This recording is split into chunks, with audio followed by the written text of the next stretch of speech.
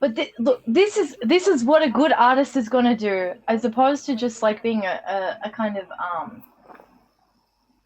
a monopoly game for fame. They become part of your life.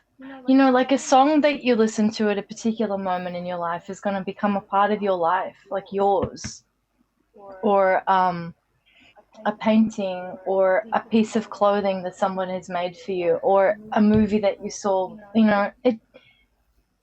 Like uh, I became really aware of how important this was a little while ago. That it wasn't the sense of things that I had previously where I thought, oh, you know, most people are running around just to get the recognition for whatever they're doing. I started to think about what everything would have been like without particular songs in the moments that I was recalling. And the world looks different. It sounds different. So that it's like sonically everything's changed when musicians are no longer making their music, then the world just doesn't sound the same anymore. It affects everything. So it's like if human experience is this multi-sensorial installation art that we're all participating in together, we all have an opportunity to do this for each other. That's what I like to focus on. Someone getting on a red carpet or not is irrelevant. They've woven themselves into the grand mosaic of every individual's story here. So like Monkey Jesus Lady, for example, she started out just wanting to do good, but she got famous because of that horrendous mistake of hers, which was not a mistake, really. It was just bad training. And then she ended up doing another... she did it again, I think. She did another one. Well, she did. She had a gallery, like, showing. Oh, okay. People came to have a look at her work afterwards. And then they started putting her image on all of these other things. But I'm going to go back to the catacomb scribbles of Christ now.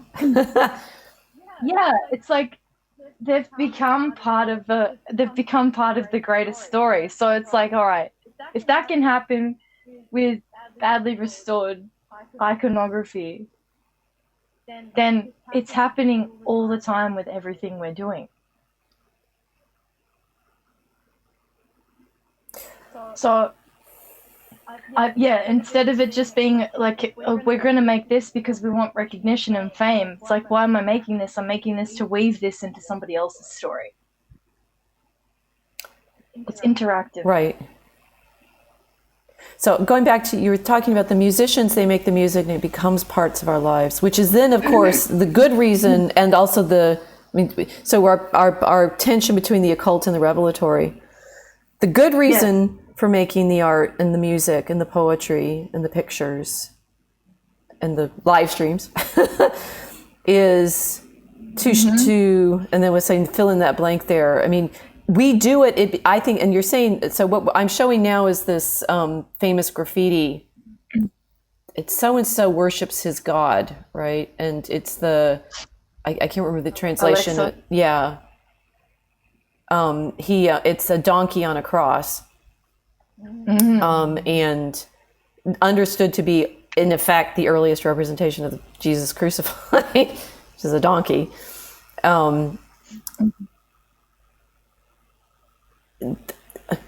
We make art, we do, so I'd say the audience of one is important, because is God going to be affected by our art? We do make things and put them into the world in the hope that they affect people. So we're not completely innocent of that. I think it's hard to say if we, but then we're called to make, right? We're called to be fruitful and multiply, make babies. We're called to till the garden, right? That came up yesterday in the seminar. It's like, what's culture? And culture is only outside of the fall. It's only a fallen world that has art. And it's like, no, Adam was sent and put into the garden to care for it and tend for it. And it's a garden. It's already cultivated. There's already art in Eden. So, I mean, God's calling us to be in interaction with the world. And you could almost say it's even worse not to make art. It's worse to refuse the invitation to make, even as badly as Monkey Jesus or Donkey Jesus. So that's one level. But then the art that is out there, the songs that inspire us, and I rather like Shakira's song in Zootopia. It's very, whatever, the one about you fall down and make mistakes and you're going to get up again. And I love it when she sings it with the tigers in the finale. And I may have shared that with people who were less appreciative of it than I am, because girly nonsense. I play that song to encourage myself. And you say, so she made this beautiful song that encourages me. That's a gift to the world. Mm-hmm. Ye has made his missions and his gospel music, and it's a gift to the world. And so Ferris Bueller Bear is worrying about whether, when people are making art, they're vehicles for money laundering or an actual vision screaming out of the artist's skull. And that we hate the money laundering version of it and the fame and the distortion of it, because all art should be fan art out of love. And fan art, I think that is the title of this episode, because it's art for the fans, right? You are making it to give, put beauty and joy and reflection and, challenge probably into other people's lives. So you have to be aware of your audience. Your fans are your audience. Mm-hmm. So you have to be aware of your audience, that you're making something that is going to touch and affect them, even if it's, and beware. I think that's why obviously people don't like when artists that they've loved to do something ugly, because it hurts them. Mm. Yeah, it does. There's a loss of ideal.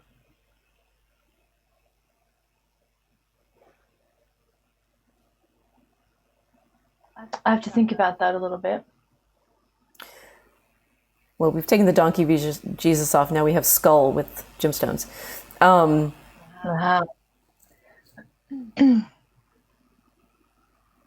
We were also in the seminar. We're going to just reflect on the seminar. We were also talking about evil, and as we say, the problem of evil is, why does evil exist? And particularly in an Augustinian universe creation where evil doesn't exist, it's a deprivation of the good. And ugliness, it's like the ugly is this problem of absence of beauty. I think I threw Vox's argument about why atheism is wrong into the mix, and I think it was Vox's. Now I'm trying to credit him if it was his, where the speaker was concerned about how do you deal with the children's suffering, particularly like torture of children, abuse of children. In a good, if God is good, why are children suffering? Why are children being hurt? And the argument I said, well, okay, I think I can answer that. That you're upset, therefore you're crying out for justice. Therefore you believe in justice. Therefore you do believe in God. Because you're outraged because you have a sense of justice. And if you had no sense of justice, then that would be worse, right? Your own outrage is a proof of the existence of the standard that you think people should be judged by. Yeah. And beauty seems to work similarly. It's like so this is interesting. Is this skull with gemstones and golden spiky halo ray beautiful or not? It's a skull with gemstones. Do you like it? Goth Do you skull. like it? Goth what do you skull. Think? So I grew up enough Protestant that I still see relics with a bit of confusion. I think, and I'm of course enough of Caroline Bynum's student to have read The Resurrection of the Body, and therefore know that the point of relics is that they will rise. They're not dead, and none of, and it's like our this is like your skull is your the opposite of our living face, because it's the flesh gone, and that thing that we're so precious. Selfie. It's a what? It's a crypt selfie. It's a crypt selfie. Well, but it's the truth selfie. Looking at my it's like I got this nice skin and I've got this nice flesh and I've got this, our beauty as when we're alive seems to depend on having a face on the skull. and we don't tend to think of skulls as beautiful because they should be occult. They should be hidden. And here the skull of the saint. So I think these skeletons are in Bavaria, and they were taken from the catacombs, right? So we go from, I think this graffiti is in the catacombs, and now I'm not sure. It's somewhere in Rome. It's like, so we're taken from Rome. The skeletons are taken from Rome to the north during the Counter-Reformation, for churches that wanted to, basically up their holiness, to have bodies of the saints.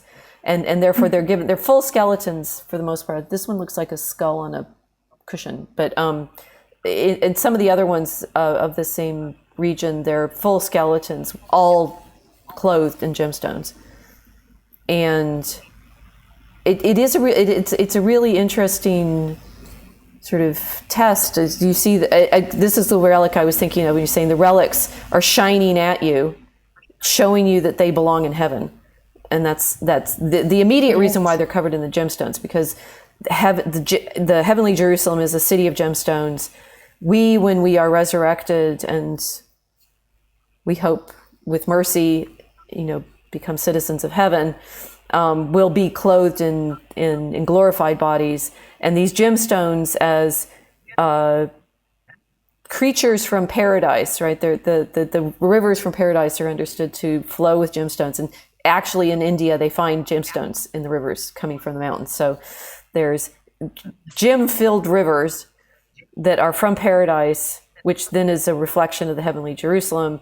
And these relics clothed in the gemstones are therefore visual representations of the beauty we have as souls and in our glorified bodies as the resurrected after our judgment. So talk about revelation. We've gone from Milo in the bloody bath to and okay. So I realized there's an open parentheses there that the people are worried about. That is, you've taken on this false baptism, this reverse baptism in blood. Our true baptism was baptism into Christ's death, as Paul says, which is pretty bloody to begin with. So, the right reading of the imagery is as difficult with this relic. Is it gory and gruesome and something that you put on your porch for Halloween? Or is it gory and gruesome and something you put on your porch for Halloween? There was one house in our neighborhood that had a full Day of the Dead ornaments. It's looked very, in fact, Mexican or South American, where it's decorating the skulls of your loved ones and again, you could look at this, and indeed the Protestants do look at these ornamented relics and say, idolatry. Yes. I mean, strictly speaking, ancestor worship, I suppose, but they're not your direct ancestors because they're the saints who may have died virgin and therefore without children. But they are, this kind of recognition of the dead. Why is that? Is that idolatrous? Is it what the Romans did? In fact, what the Romans did, they kept death masks of their ancestors. The patricians did in their homes. Reverence for the famous, but these people, we're not really sure who these saints were. I think they do have attributions, but that bones taken from the catacombs always have a little complication, whether or not. And in the Carolingian period, when they're looting lots of them from Rome, they have miracle stories to go along with them to verify that they're saints.